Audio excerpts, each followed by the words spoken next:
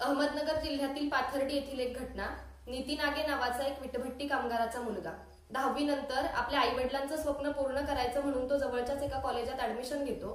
काही दिवस निघून जातात आणि त्याच्या दुर्दैवानं तो एका उच्चवर्णीय समजल्या जाणाऱ्या मुलीच्या प्रेमात पडतो। तिथून त्यांच्या प्रेम कहाणीला सुरुवात होते, पण दुर्दैवानं एक दिवस कॉलेजच्या ग्राउंडमध्ये गप्पा मारत असताना मुलीचा भाऊ त्यांना दोघांना बघतो। तिथून त्याला बेदम मारहाण करायला सुरुवात होते आणि इतक्यावरतीच ते थांबत नाहीत, तर त्याला गावाच्या वेशीच्या दिशेने त्याची धिंड काढून घेऊन जातात। दुसरीकडे अजून संध्याकाळ झाली तरी आपला एकुलता एक मुलगा अजून घरी का आला नाही या चिंताग्रस्त विचारामध्ये त्याचे आई वडील असताना कुणीतरी त्यांना येऊन सांगतं की तुमच्या मुलाला काही लोक गावच्या वेशीच्या दिशेने घेऊन गेलेत। धावत पळत कसे बसे ते गावाच्या वेशीपर्यंत पोहोचतात, त्यावेळी समोर एक भयानक दृश्य नजरेस भरतं, कारण त्यावेळी गावाच्या वेशीजवळ असलेल्या झाडाला नितीन आगेला फाशी देण्यात आलं होतं। नेमका त्याच वेळी गावाजवळच्या डोंगरावरती सूर्य अस्ताला जात होता, पण माझ्या मते तो फक्त सूर्य अस्ताला जात नव्हता, तर अस्ताला जात होती माणुसकी आणि नितीन आगेचं प्रेत, जे तुम्हाला मला प्रत्येकाला प्रश्न विचारू पाहत होतं की माणूस म्हणून संपण्याचा नेमका काळ कोणता। म्हणूनच मी अश्विनी टावरे, आबासाहेब गरवारे महाविद्यालयाची विद्यार्थिनी, आपल्या समोर विषय मांडतीये,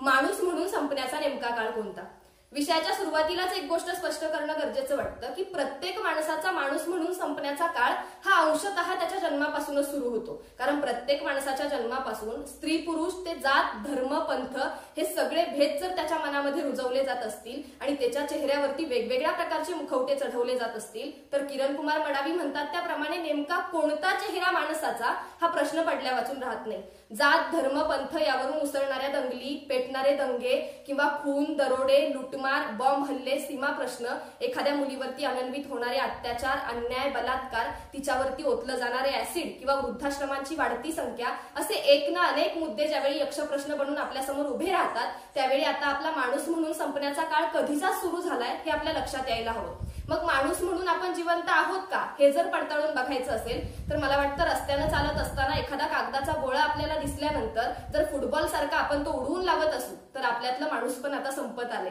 पण तोच कागद उचलून जर कचरा पेटीमध्ये टाकण्यासाठी आपले हात पुढे येत असतील तर नक्कीच आपल्यातलं माणूस पण अजूनही जिवंत आहे। रस्त्याने एखादा अपघात बघितल्यानंतर त्याचं व्हिडिओ शूटिंग करण्यासाठी जर आपण मोबाईल बाहेर काढत असू तर आपल्यातला माणूस आता संपत आलाय, पण त्याच वेळी अपघातग्रस्ताचा जीव वाचण्यासाठी त्याला हॉस्पिटलपर्यंत पोहोचवण्याचा विचार जर आपल्या मनामध्ये येत असेल ना तर आजही आपल्यातला माणूस जिवंत आहे। बाबा आमटेंच्या आनंदवनात गेल्यानंतर जर तिथे आपल्याला फक्त कुष्ठरोगी दिसत असतील तर आपल्यातल्या माणसाचा आता अंत होऊ पाहतोय, पण त्याच वेळी जर आपल्याला तिथे जगणाऱ्या वेदना दिसत असतील ना तर समजून घ्यायचं की आपल्यातला माणूस अजूनही जिवंत आहे। आपल्या समोर एखाद्या मुलीवरती ऍसिड ओतल्यानंतर तिची वितळणारी स्किन, वितळणारी त्वचा बघून जर आपल्या मनामध्ये घृणा निर्माण होत असेल तर आपल्यातला माणूस आता संपत आलाय, आपण हिंस्र श्वापदापेक्षा सुद्धा भयंकर झालोत, पण त्याच वेळी जर तिच्या जळणाऱ्या त्वचेला बघून आपल्या सुद्धा अंगाचा दाह होत असेल ना तर होय, आपण माणूस म्हणून जगण्याच्या आजही पात्रतेचे आहोत। कारण वेदनेला आई नसते, वेदनेला बाप नसतो, एकूणातच काय तर वेदना अनाथ असतात। या वेदनांना दत्तक ज्याला घेता येतं तो खऱ्या अर्थानं माणूस म्हणून जगण्याच्या लायक असतो।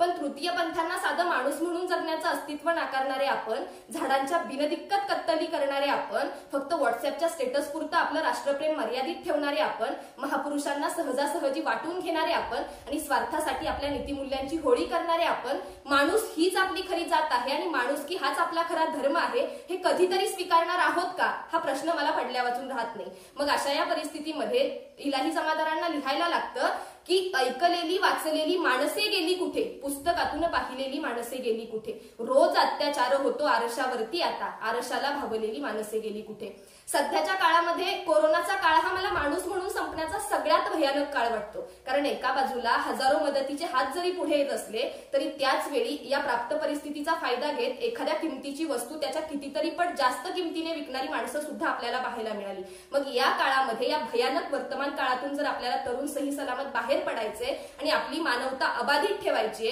तर अशा वेळी बुद्धांची करुणा, शांती, दया, क्षमा, अहिंसा, ज्ञानोबांचं विश्वबंधुत्व किंवा साने गुरुजींचा सगळ्या जगाला प्रेम अर्पण करण्याचा संदेश आणि अनेक तत्वज्ञांनी, अनेक महात्म्यांनी आयुष्यभर जतन केलेली नीतिमूल्य आता आपल्या सुद्धा आचरणात यायला हवीत हे लक्षात घेणं गरजेचं आहे। कारण फक्त संवेदनशील असून चालत नाही, तर सत्वांचं पाईक व्हावं लागतं, तेव्हा कुठे जगण्याचं पसायदान जन्माला येतं आणि जगाच्या कल्याणाची भाषा बोलली जाते जी तुम्हाला मला प्रत्येकाला माणूस म्हणून जगण्यासाठी उपयुक्त ठरू शकते।